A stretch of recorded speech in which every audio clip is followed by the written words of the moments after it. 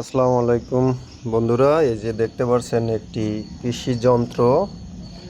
এটা হলো জমিতে বীজ বপনের জন্য মেশিন। তো সামনে একটি চাকা এবং পিছনে আরেকটি চাকা আছে, মাঝখানে কিছু শ্যাফটের মাধ্যমে চেনের সাথে যুক্ত আছে চাকার সাথে।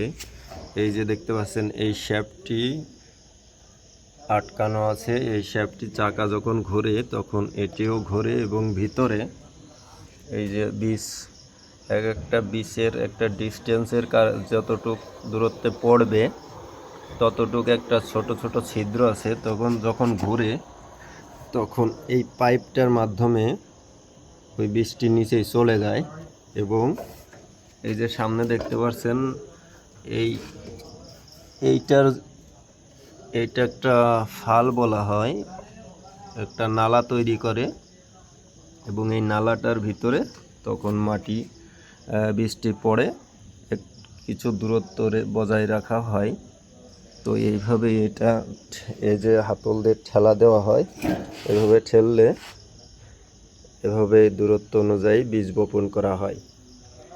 খুবই আধুনিক যন্ত্র, কৃষিতে অনেক উপকারী।